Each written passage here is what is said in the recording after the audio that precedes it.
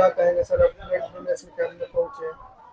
तो देखिए, आज गुरु ब्रह्मानंद आश्रम क्षेत्र में आज यहाँ के श्रद्धालुओं द्वारा जो है वो रक्तदान शिविर का आयोजन यहाँ पर किया गया, और जिसमें युवा जो है वो बढ़ चढ़ कर जो है रक्तदान कर रहे हैं। और जैसा कि सभी जानते हैं कि रक्तदान को महादान माना गया है, रक्त का कोई विकल्प नहीं है। और जब हमारा कोई प्रियजन, हमारे परिवार के किसी जन को जब अचानक जब रक्त की जरूरत पड़ती है तो उस समय हमें उस रक्त की कीमत का पता लगता है। तो आज हमारे इन यहाँ श्रद्धालुओं द्वारा, युवाओं द्वारा जो है गुरु ब्रह्मानंद जी के भक्तों के द्वारा, सभी के द्वारा मिलकर जो ये रक्तदान शिविर किया गया, तो ये अपने आप में बहुत बड़ा कर्तव्य जो है वो यहाँ पर मातृभूमि के प्रति और समाज के प्रति यहाँ पर किया जा रहा है। तो मैं सभी को बहुत बहुत बधाई देता हूँ और कहता हूँ कि सभी बढ़ चढ़ कर जो है इस सामाजिक इस महादान में अपना अपना हिस्सा जो है वो देने का काम करें। भारत पाकिस्तान का जो तनावपूर्ण स्थिति थी उसको बाद अब जो सीज फायर तय किया गया दोनों देशों के बीच, क्या हाँ, देखिए, जिस प्रकार से भारत पर ये युद्ध थोपा गया था, क्योंकि किस प्रकार से जो है उग्रवादियों के द्वारा चुन चुन कर जो है पहलगांव में जो हमारे तीर्थयात्री जो थे, जो वहां पर गए थे, तो उनको कैसे चुन चुन कर मारा गया, और उनको दंड देने के लिए जो है भारत ने इस प्रकार की रणनीति अपनाई थी। लेकिन पाकिस्तान को वो सहन नहीं, और पाकिस्तान में उसके बदले में जो है उन्होंने युद्ध छेड़ दिया, तो उसका बदला देने के लिए जो है वो भारत को भी उस युद्ध में उतरना पड़ा। लेकिन मैं प्रभु से यही प्रार्थना करता हूँ कि जिस प्रकार से सद्बुद्धि पाकिस्तानियों को आई है, तो और युद्ध में जहां जब लंबा चलता है तो वहां के उग्रवादियों की बजाय या हम वहां के इस प्रकार के शरारती लोगों की बजाय जो है आम जन को उसमें ज्यादा पीड़ा पहुंचती है, दर्द होता है, वो ज्यादा मरते हैं। तो इसलिए जल्दी इसका समापन हो गया, तो इसके लिए भी मैं प्रभु का शुक्रिया अदा करता हूँ। जी, क्या कहेंगे, आज जो आश्रम में ब्लड कैंप का आयोजन किया गया, क्या उद्देश्य है? पहले तो मैं सबको अपनी तरफ से ओम तत्सत नमस्कार करती हूँ, सभी श्रोताओं को, दर्शकों को।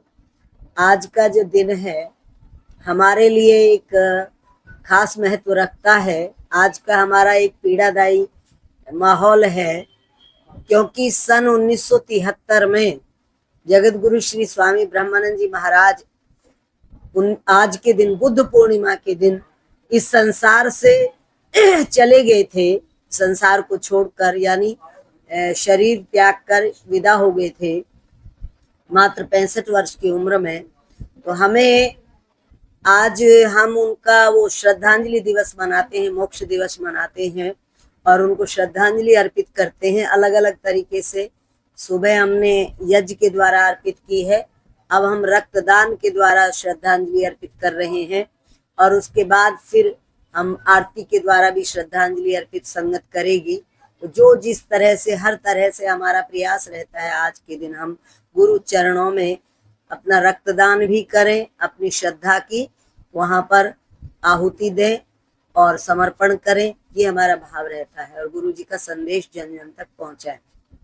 तो रक्तदान है जो बहुत से लोग करते भी नहीं है, उन लोगों को डर रहता है कि इससे हम उनको मोटिवेट कर रहे हैं। हमने सुबह भी मोटिवेट किया है इस बात के लिए।